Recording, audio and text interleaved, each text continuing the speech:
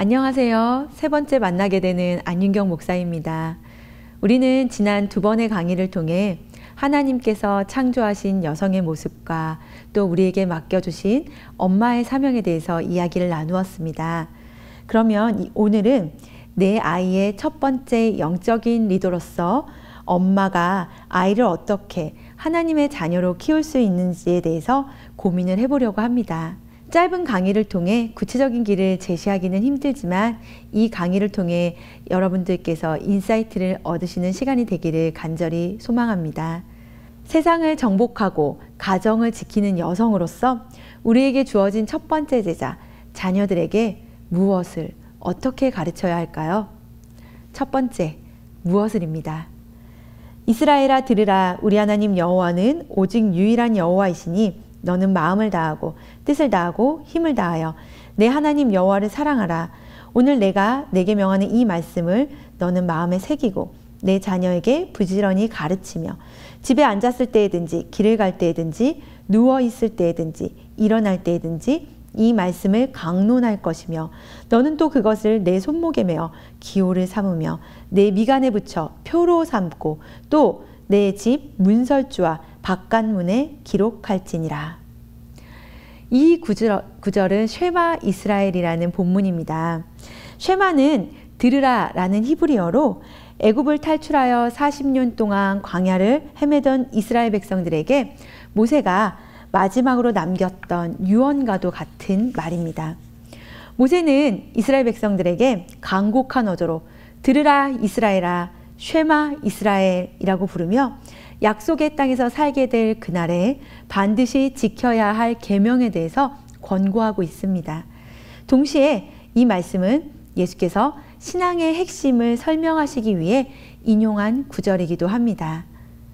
내 마음을 다하며 목숨을 다하며 힘을 다하며 뜻을 다하여 주 너의 하나님을 사랑하고 또한 내 이웃을 내 자신과 같이 사랑하라.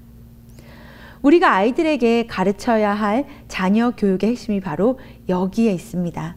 하나님을 사랑하고 하나님께서 우리에게 주신 이웃을 사랑하는 것, 이것이 우리가 자녀들에게 가르쳐야 할 진리인 것입니다. 그렇다면 두 번째, 이 진리를 어떻게 가르쳐야 할까요? 지금 보시는 이 사진은요, 메주자라는 사진입니다. 우리가 금방 읽었던 이 쉐마 이스라엘 본문은 유대인들의 신앙 고백 또는 유대인들의 교육 지침과도 같습니다. 유대인들은 매일 아침 저녁으로 이 본문을 암송하는 의식을 지키고 또한 가르치는 것을 신앙의 본질로 삼고 있는데요.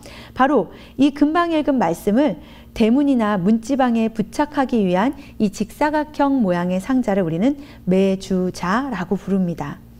유대인들은 하나님께서 명령하신 말씀을 길고 네모난 통에 넣어 출입문, 문설주에 붙이거나 목걸이로 만들어 지니고 다닙니다. 메주자에는 클라프라고 하는 양피지 조각이 있는데 거기 적어 넣은 구절이 오늘 우리가 읽은 신명기 6장 4절에서 9절의 말씀입니다. 손목에 매거나 이마에 새겨 말씀을 기억하라고 기록되어 있었죠. 또 그 말씀을 집안 문설주에 달아놓으라고도 이야기하셨습니다. 메주자를 붙인 문지방에 들어가는 것은 성전에 들어가는 것을 의미합니다. 곧 가정이 성전이란 뜻입니다. 그리고 안식일에 가정의 식탁은 희생제단이 되고 가정 예배는 성전의 제사가 되는 것입니다. 그러므로 문설주는 그 집안의 중심으로 메주자를 문설주에 매달라고 부착하라고 하는 이유는 말씀을 가정생활의 중심에 두고 살라는 의미였습니다. 그리고 바깥문에 기록하는 이유는 말씀을 사회생활의 중심과 원칙으로 삼으라는 것이었습니다. 그래서 유대인들은 실질적으로 이 신명기 말씀에 기록되어 있는 대로 이 메주자를 자신의 몸에 늘 붙이고 다니거나 문설주나 문기둥에 달아놓았던 것입니다. 이렇게 그들은 실제적으로 하나님의 말씀을 지켜 행하고 있었습니다. 그리고 그것이 우리는 하나님의 백성이라는 유대 민족의 정체성을 확고하게 만들어 주었던 것이지요. 우리 영상을 먼저 하나 보도록 할까요? 우리나라가 지금 믿는 집의 자녀 95%가 떠나요. 유대인들, 기독교인들이 다음 세대 배교율이 그진 0.1%도 안 돼요. 2000년이 지났는데 그거는 이제 결국에는 교육의 문제죠. 이스라엘의 교육의 가장 큰 기반은 하나님의 말씀이에요. 그래서 지금도 이스라엘 교육에 있어서 슬로건이 우리의 교과서는 성경이다. 뱃속에 있을 때 3번 모세오경을 암송해서 들려줘요. 태중에 있을 때. 그러니까 얘네들은 3번 듣고 태어나죠. 그리고 3살 때부터 말씀을 이제 하야. 근데 성경에서 암송의 단어가 없는데 가장 유사한 단어가 하야라는 단어인데 이 단어의 원어의 뜻이 존재 가득 흘러넘치게 한다는 뜻이에요. 외우는 게 목적이 아니고 하나님의 말씀이 곧 하나님이시니까 그 말씀을 중얼중얼중얼해서 마음에 이게 있어가 흘러넘치게 하는 거죠. 이제 그렇게 하고 그 말씀을 이제 7가지를 제가 얘기하는데 읽고 말씀을 묵상하고 그리고 이제 하고 그리고 나서 그걸 연구하고 다라쉬라고 하는데 히브리어로 연구하고 그걸 토론하고 그리고 나서 그걸 갖고 티칭하고 그것을 그 6가지 한 것을 지켜 행하는 7가지를 제가 연구해 보니까 초대교회 성도들 구약의 성도들이 하셨더라고. 그래서 말씀을 하야 하니까 암기력이 뛰어나졌어요. 그러니까 한 학기 공부해야 될 게 너무 작은 거예요. 지금 아이들은 8,000절, 9,000절, 뭐 잠언 한글 영어로, 창세기 한글 영어로, 로마서 한글 영어로, 요한계시록 한글 영어로 이렇게 하는 애들이 아주 많거든요. 근데 걔네들이 한글로 영어로 그렇게 암송 하야를 하고 나니까 그러니까 교과 학습은 정말 이거는 너무 이게 한 학기 배울 거예요. 몇 주 안에 할 수 있는 내용들이에요, 실제로. 우리가 얘네들이 원하는 목표가 뭐 명문대 좋은 직업을 갖는 거 이것도 때로는 무시할 수는 없는 거예요. 그런데 그것을 가도록 하는데 실제로는 하나님의 말씀과 신앙을 95%가 떠나니까 다 잃어버리게 만들고 그것은 지옥 보내는 교육이에요. 실제로는. 저를 포함한 모든 어떻게 보면 부모들이 갖는 동일한 마음일 거라고 생각이 들어요. 예수님을 잘 믿고 신앙생활을 잘 하는데 세상에서도 영향력 있고 이런 명석한 사람이 되기를 바라지 않는 부모는 아무도 없을 거라고 저는 생각하거든요. 이제 그런데 이제 그 일을 위해서 앞에서도 말씀드린 것처럼 접근 방법을 달리 해야 된다. 지금 역사 속에 2000년 역사 속에 아니면은 뭐 아브라함 이후로 하면 3500년 역사 속에 그런 교육들이 이루어진 결과물들이 성경의 인물들로도 나타나고 있고 그 외에도 이미 많이 나타나고 있어요. 근데 어떻게 그게 가능했느냐? 그것은 교육의 힘으로 이루어진 일이라고 저는 생각을 합니다. 그런 측면에서 저는 우리가 진리를 붙들고 진리 안에서 구약과 그리고 신약의 성경적인 기반을 가진 교육, 초대교회 성도들이 교육하는 그 교육법을 우리가 믿음을 갖고 이렇게 한 걸음 한 걸음 해간다면 아주 우리가 기대하는 로망 이상의 교육의 결과가 나온다. 저는 그렇게 이제 생각을 하고 그런 결과들의 열매들이 조금씩 나타나고 있는 것을 보게 되고 이제 그런 접근을 저는 우리가 해야 되지 않겠는가 그렇게 생각이 듭니다. 이거는 좁은 길이라고 저는 생각합니다. 네, 제가 어떻게 아이들을 가르쳐야 할까에 대해서 유대인들의 가정교육을 통해서 여러분들에게 설명을 해드리고 있습니다. 왜냐하면 유대인들은 말씀을 그대로 실제적으로 지켜 행하고 있는 민족들이기 때문입니다. 유대인들의 교육열은 둘째가라고 하면 지금 영상에서 보신 것처럼 둘째가라고 하면 서러울 정도로 세계적입니다. 그들은 남들이 빼앗을 수밖에 없는 것은 지식밖에 없다며 자녀 교육에 공을 들입니다. 자녀 교육을 타인에게 맡기지 않고 부모가 주체가 돼서 자녀를 가르칩니다. 왜요? 성경에서 부모가 자녀를 직접 가르치라고 말하고 있기 때문입니다. 그런데 영상에서 보신 것처럼 유대인들은 자녀들의 성공을 위해서 교육을 하고 있는 것 같지는 않습니다. 그들의 교육의 목적은 그들이 어떤 텍스트를 사용하고 있는지를 보면 잘 알 수가 있습니다. 그들의 텍스트는 무엇이냐면요. 바로 유대교 경전이라고 불리는 토라입니다. 예, 사진에 보이시죠? 이는 구약성서 맨 앞에 5개의 경전을 말하는데 즉 우리가 모세오경이라고 불리는 창세기, 출애굽기, 레위기, 민수기, 신명기입니다. 그리고 이 토라를 즉 성경을 계속해서 반복적으로 아이들에게 가르치는 것입니다. 그것이 그들의 교육 방법이고 그들의 텍스트입니다. 그리고 여러분들 우리가 우리가 많이 알고 있는 책 중에 탈무드라고 들어보셨죠? 바로 이 탈무드는 대부분의 사람들은 유대인들의 지혜서라고 알고 있는데요. 사실 이 탈무드는 바로 그들이 경전으로 가지고 있는 이 모세오경, 토라의 주석서, 즉 해설을 담고 있는 책이기도 합니다. 그래서 유대인들은 성인이 될 때까지 반복적으로 그리고 더욱더 깊이 있게 하나님의 말씀을 텍스트로 삼아 자녀들을 가르치고 있는 것입니다.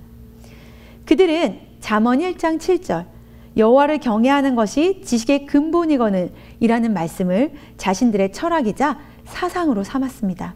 그래서 신명기의 명령처럼 앉아 있을 때든지 서 있을 때든지 누워 있을 때든지 걸어갈 때든지 어디에서 무엇을 하든지 부지런히 자녀들에게 하나님 경외하는 법을 가르치고 있었던 것입니다.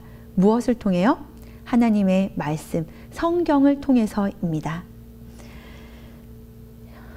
여러분, 여러분의 자녀들이 잘 살길 바라십니까? 아니면 잘 믿기를 바라십니까? 둘 다 맞습니다. 이 두 가지 모두가 우리 부모의 마음입니다. 그러나 순서가 있어야 합니다. 먼저 잘 믿어야 합니다. 내가 어디에서 시작되었으며 내가 누구인지를 알아야 합니다. 그 다음에 그러면 나는 어떻게 살아야 하는지를 고민하고 길을 찾아가야 합니다. 그런데 우리의 많은 자녀들은 내가 누구인지보다 어떻게 해야 잘 살 수 있는지를 먼저 고민합니다. 내가 누구인지 모른 채 잘 살기 위한 방법론만 익힙니다. 그러니 왜 공부해야 하는가에 대한 철학이 없어 그저 성공하기 위해 공부를 할 뿐입니다. 심지어 어떤 자녀들은 내가 왜 살아야 하는지 고민조차 해보지 않고 부모님의 잔소리 때문에 하루하루 살아가고 있는 친구들도 있습니다.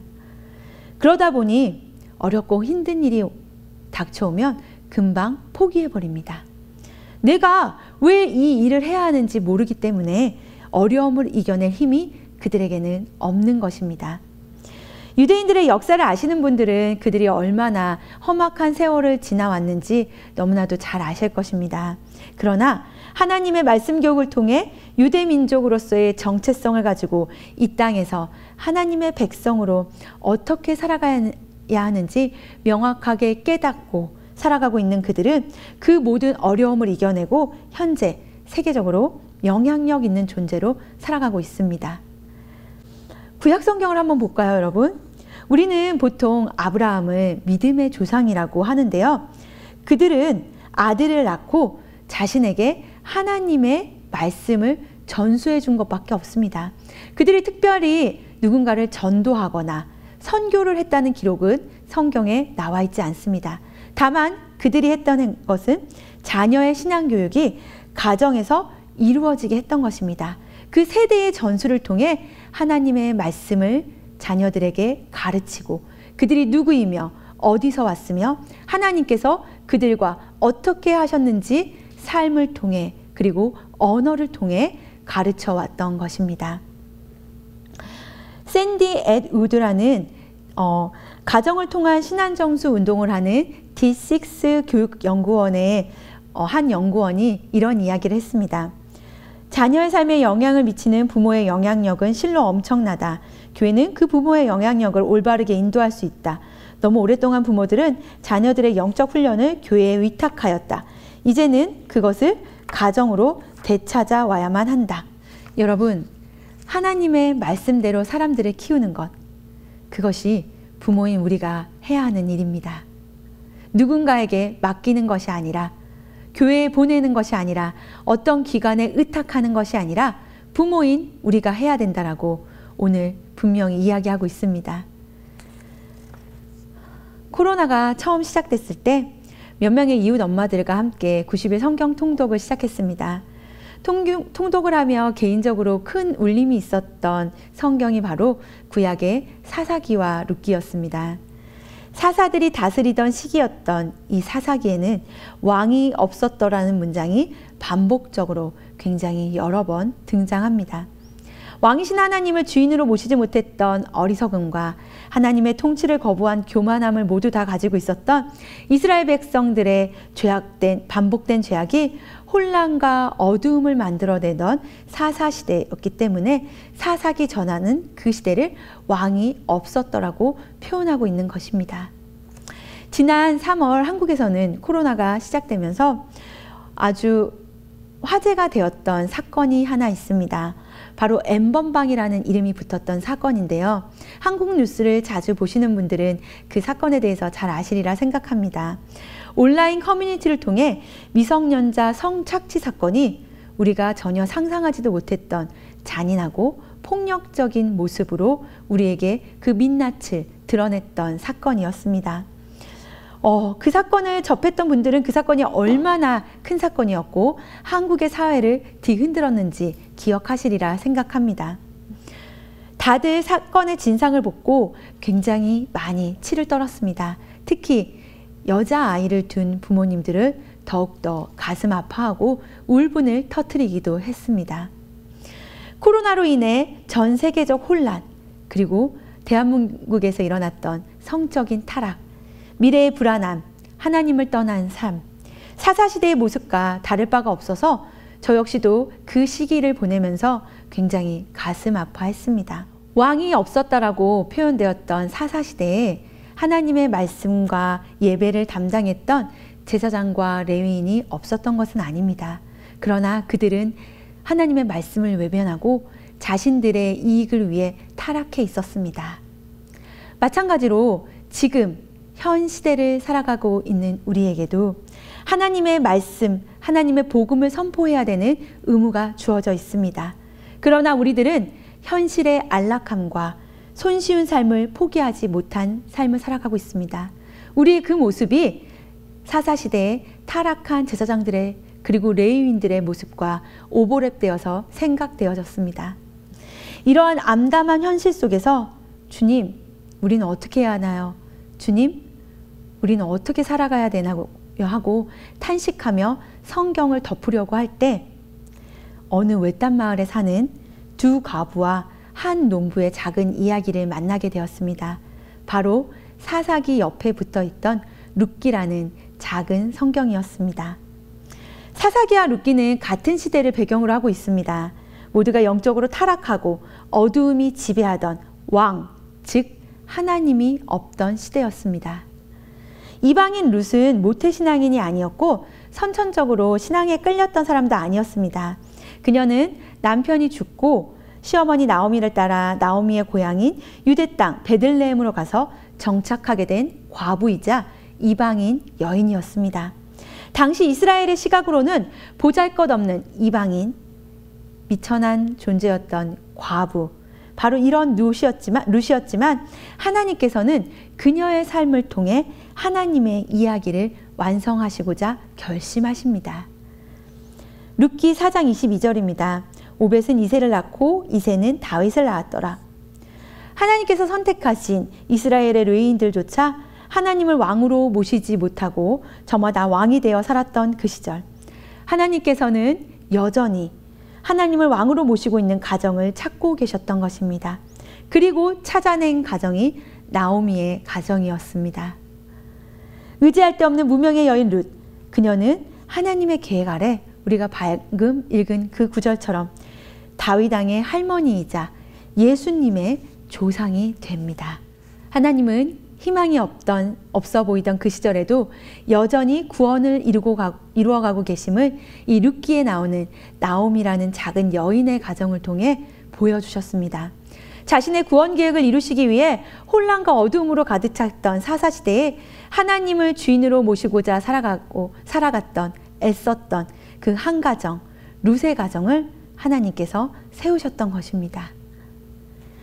코로나를 통해 하나님께서 우리를 모두 가정에 두셨습니다. 이는 우리의 죄악 때문입니다. 그러나 이 시간들이 우리에겐 또 다른 영적 성장의 기회가 되며 하나님께 가까이 갈 수 있는 통로가 되리라고 믿습니다. 대화가 단절되었던 가족 간의 관계가 회복되며 가정 예배를 통해 하나님이 주인이 되시는 가정이 새롭게 세워진다면 우리에게 여전히 희망이 있다라고 이야기하고 싶습니다. 왜냐하면 하나님이 당신의 구원의 역사를 이루어갈 한 가정을 여전히 찾고 계시기 때문입니다. 여러분, 이 기회를 놓치지 마시기 바랍니다. 보아스의 이불을 들추고 들어갔던 그 모압 여인, 이방 여인, 룻의 간절함으로 하나님을 붙드시는 가정이 되길 바랍니다. 어렵습니다. 힘듭니다. 왜냐하면 사탄은 우는 사자와 같이 언제든지 우리를 무너뜨리기 위해 틈을 찾기 때문입니다. 하지만 어렵고 힘들더라도 포기하지 않으시기 바랍니다. 여러분에게 맡겨진 평범한 일상의 삶을 하나님의 백성으로 살아가시는 가정이 되었으면 좋겠습니다. 왜냐하면 여러분들은 하나님으로부터 돕는 자이자 하나님의 형상을 닮은 자로 여성이라는 이름을 받은 존재들이기 때문입니다.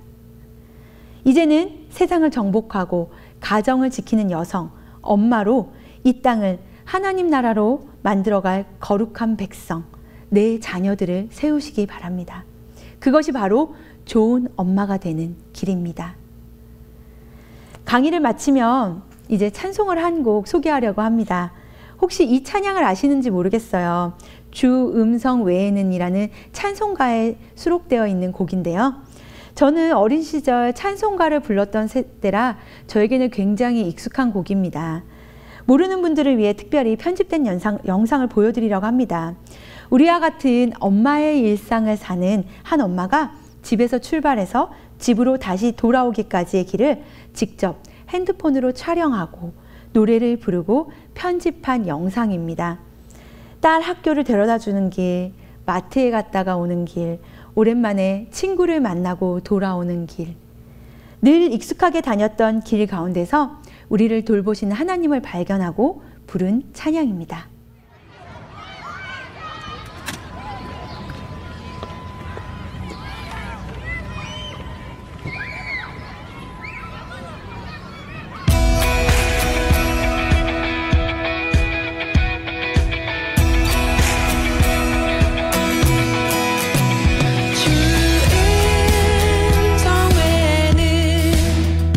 더 기쁨 없도다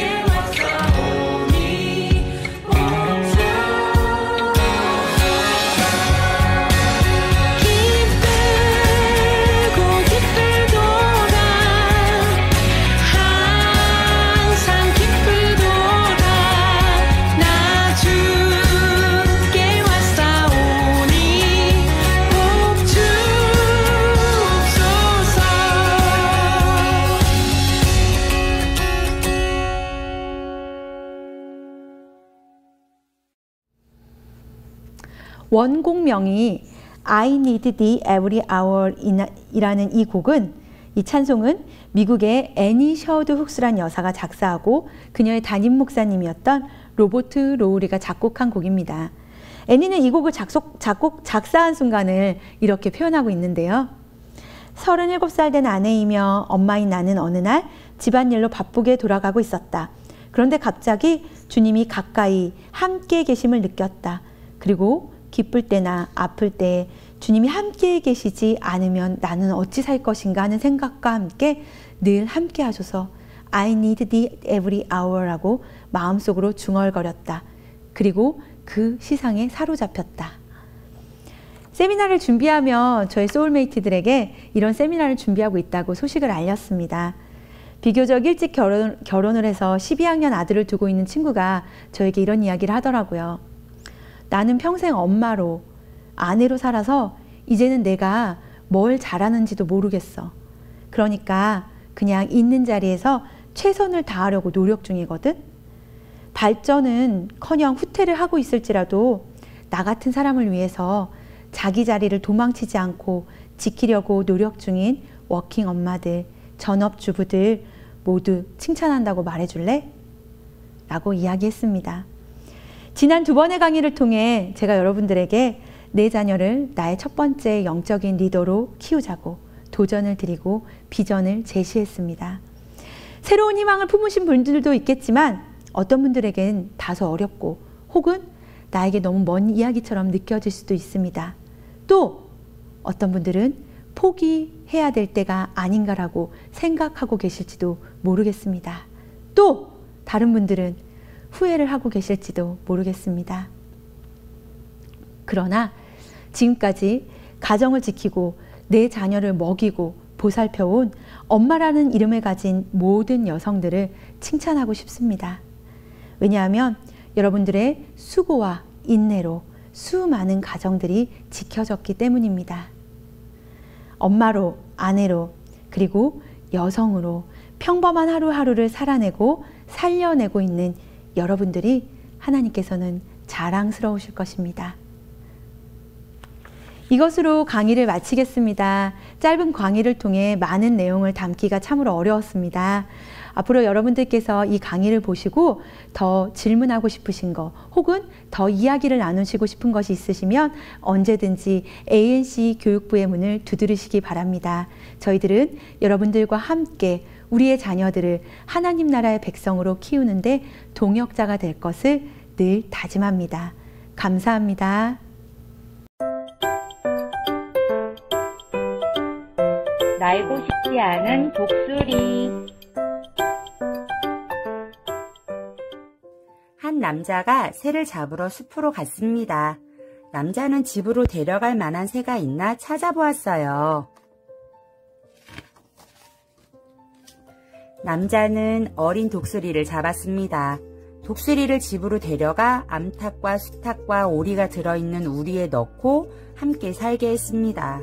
그리고 독수리에게 닭 모이를 주었어요. 새들의 왕인 독수리에게 말이에요. 1년, 2년, 3년, 4년, 5년이 지났을 때 한 동물학자가 찾아왔어요. 동물학자는 남자와 정원을 거닐다가 닭장 속의 독수리를 보며 말했습니다. 저 새는 닭이 아니라 독수리잖아. 남자가 대답했어요. 그래, 맞아. 하지만 난 독수리를 닭이 되도록 가르쳤다네. 이제 저 녀석은 날개가 3m나 되어도 독수리가 아니라 닭이라네. 동물학자가 말했습니다. 아니야, 그래도 독수리는 독수리지. 여전히 독수리의 마음을 갖고 있을 테니까. 언젠가는 날개를 활짝 펴고 하늘을 높이 날아오를 거야. 남자가 대답했어요. 천만에, 만만에. 이제는 진짜 닭이 되었으니 절대 날지 않을 걸세. 남자와 동물학자는 시험을 해보기로 했습니다. 동물학자는 독수리를 잡아 높이 치켜들며 엄숙하게 말했습니다. 너는 독수리다. 네가 있을 곳은 저 높은 하늘이지 이 낮은 땅이 아니야. 날개를 활짝 펴고 하늘 높이 날아보렴.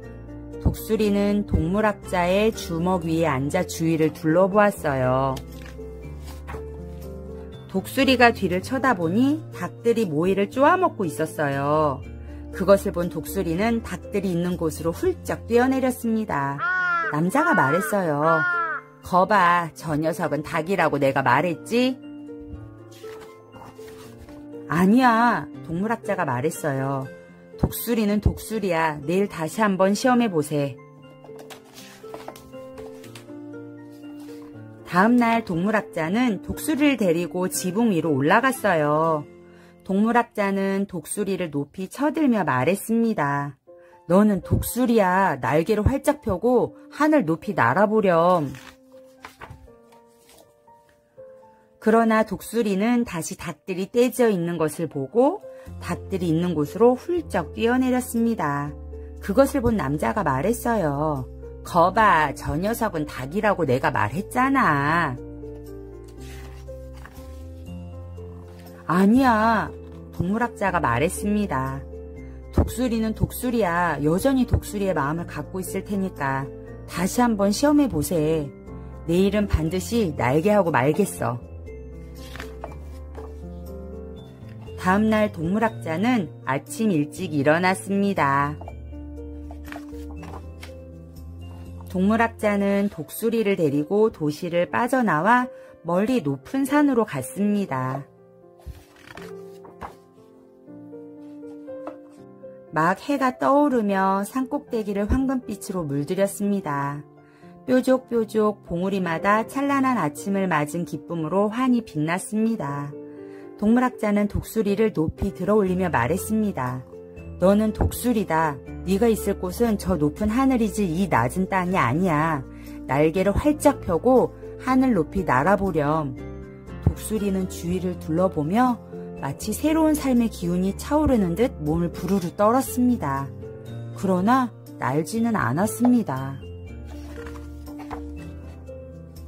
동물학자는 독수리에게 해를 똑바로 쳐다보게 했습니다. 문득 독수리는 커다란 날개를 활짝 펴고 독수리답게 날카로운 울음소리를 내며 하늘로 높이 높이 날아 올라갔습니다.